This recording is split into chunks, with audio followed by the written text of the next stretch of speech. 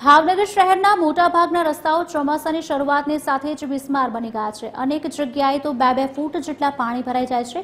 ત્યારે સ્થાનિકોની માંગ છે કે તાત્કાલિક ટકાઉ અને મજબૂત રોડ બનાવવામાં આવે।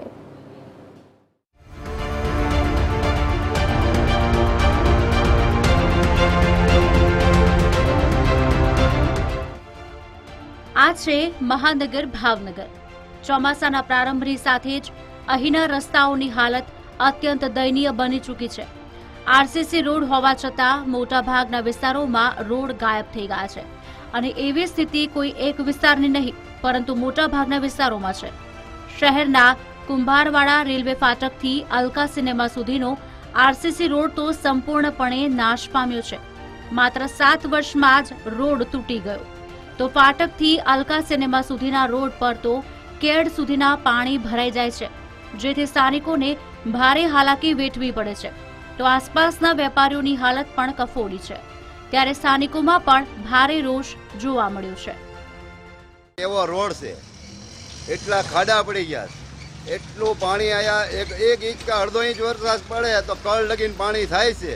બહુ ખરાબ છે હાલત, નીકળાતું નથી। અહીંથી ગાડીઓ જેટલા લઈને નીકળે એની બંધ પડી જાય છે અને ઘા ખતરા આવે એટલે પાણી ઘરમાં ગરી જાય છે। બધાનો ટેક્સ તો વસૂલવામાં આવે જ છે, પણ ટેક્સ વસૂલી નહીં તે એ પૈસા જો કામમાં ન આવે પબ્લિક માટે તો ઘણું નુકસાનકારક ગણાય।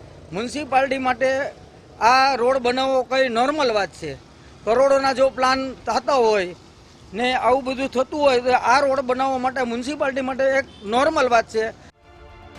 રોડ રસ્તાને લઈને વિરોધ પક્ષનો આરોપ છે કે ભાવનગરમાં વ્યાપક ભ્રષ્ટાચારને કારણે રોડની આ સ્થિતિ છે તો સ્ટેન્ડિંગ કમિટી ચેરમેનનું કહેવું છે કે ખૂબ ઝડપથી રોડનું કામ પૂરું કરાશે।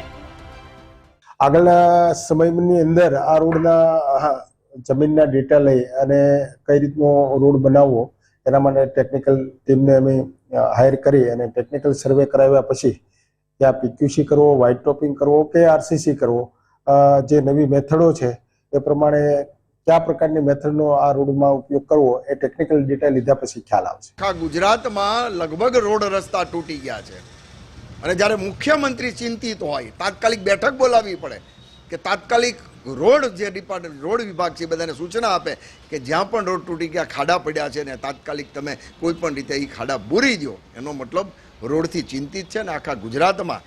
હું તો એમ કહું છું મુખ્યમંત્રી સાહેબને કે તમે ચિંતા કરતા હોય તો રોડના ખાડા બુરવાની વાત કરોમાં, પણ જે ભ્રષ્ટાચાર ખીચા ભરી રહ્યા છે એ ખીચા ભરવાનું બંધ કરે તો ઓટોમેટિક આખા ગુજરાતના રોડ સારા થશે।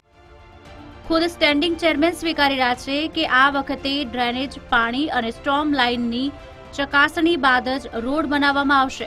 તેનો મતલબ છે કે અગાઉ કોર્પોરેશને આડેધડ કામ કર્યા હતા, ત્યારે હવે જોવું રહેશે કે નવા રોડ ક્યારે બનશે અને શું તેમાં ગુણવત્તાને ધ્યાને રખાશે કે ફરી એક વખત ભ્રષ્ટાચારના રોડ ઊભા કરી નાગરિકોના આંખ આડે પાટા બાંધવાનો પ્રયાસ થશે। જે પ્રકારે આ રોડ બિસ્માર બન્યો છે, રોડમાં જે ખાડા પડી ગયા છે, ત્યારે આરસીસી રોડની કામગીરીને લઈને જે અનેક સવાલો છે તે ઉઠી રહ્યા છે। ત્યારે આગામી સમયમાં નક્કર કામગીરી કરી અને મજબૂત રોડ બનાવવામાં આવે તેમજ પાણીનો નિકાલ કરવામાં આવે તેવી લોકો દ્વારા માંગ કરવામાં આવી છે। અલ્પેશ ડાભી, TV13 ગુજરાતી, ભાવનગર।